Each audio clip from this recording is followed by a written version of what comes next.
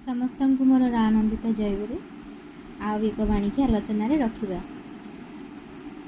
ମନରେ କାମକ୍ରୋଧାଦିର ଭାବ ନ ଆସିଲେ କିପରି ତାହା ପ୍ରକାଶ ପାଇବ? ଉପାୟ ଉଚ୍ଚତର, ଉଦାର ଭାବେ ନିମଜ୍ଜିତ ରହିବା।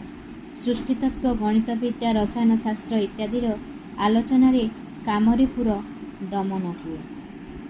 শ্রী ঠাকুর বলেন যে প্রবৃত্তিকে জোর করে দমন করো না, বরং তার গতিপথকে ঊর্ধ্বমুখী করো। মনটাকে যেমন সদা সর্বদা সতালোচনা, বিজ্ঞান চর্চা এবং জীবন্ত আদর্শের চিন্তায় রাখলে কামক্রোধাদের রিপুগুলো আপে আপে নিস্তেজ হয়ে যায় এবং মনে অপূর্ব শান্তি প্রকাশ পায়। মনটা কোনোদিন শূন্য থাকতে পারে না। ঠাকুর কেবল ভক্তির কথা বলেননি, তিনি বিজ্ঞানকেও সাধনার একটা মাধ্যম হিসাবে গ্রহণ করেছেন। এই শাস্ত্রগুলো কিভাবে আমাদের সাহায্য করে তাই আমি আলোচনারে রাখব।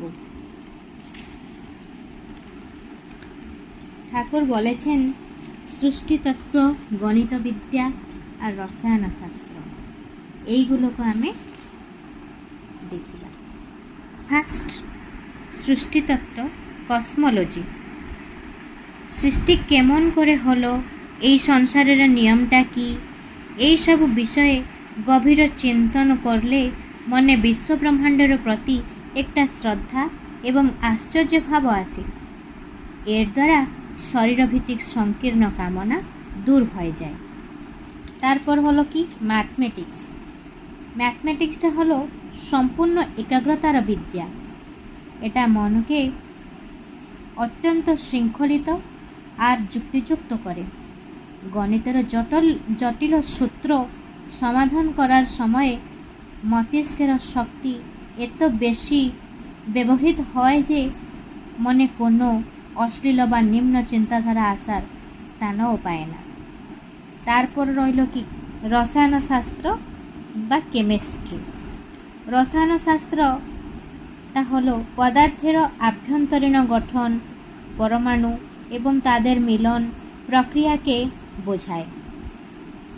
যখন কোনো ব্যক্তি প্রকৃতির এই গূঢ় রহস্যকে বুঝতে চেষ্টা করে, তার চেতনা স্থূল শরীর থেকে উপরে উঠে সূক্ষ্ম তত্ত্বের দিকে গতি করে।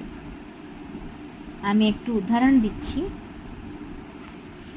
মহাদেব যখন গভীর ধ্যানে মগ্ন ছিলেন, তখন কামদেব তার মনে কামনা জাগ্রত করার চেষ্টা করলেন।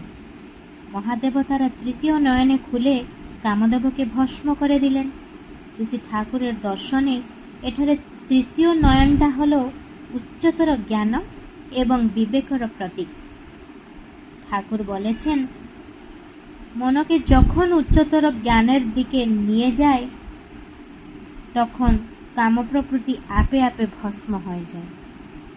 সেইভাবে ধ্রুবের সাধনা গণিত এবং বিজ্ঞানেরও মতো ছিল। একটা মহান লক্ষ্যে মানে ভগবত চিন্তায় এত ব্যস্ত হয়ে গেল যে তার ভিতরে ক্রোধাদি রিপু আসার কোনো স্থান পেল না। সংকীর্ণ ক্রোধ উদারভাবে পরিণত হয়ে গেল। আর একটু উদাহরণ, রাজা ভরত একটা হরিণ প্রতি আসক্ত হয়ে পরবর্তী জন্মে হরিণ হয়ে গেল, কিন্তু পরবর্তী জন্মে জড় ভরত হিসাবে সৃষ্টিতত্ত্ব এবং আত্মতত্ত্বের গভীর আলোচনা ও চিন্তনে নিজেকে সদা ব্যস্ত রাখল। সেই জন্মে তাকে কোনো সাংসারিক বা শরীরভিত্তিক আসক্তি স্পর্শ করতে পারেনি। শ্রী ঠাকুরের সৃষ্টিতত্ত্ব কথাটা মিল হয় যে প্রকৃতির নিয়মকে বুঝলে মনটাকে স্বয়ং শ্রেষ্ঠ ও শান্ত হয়ে যায়। জয় গুরু।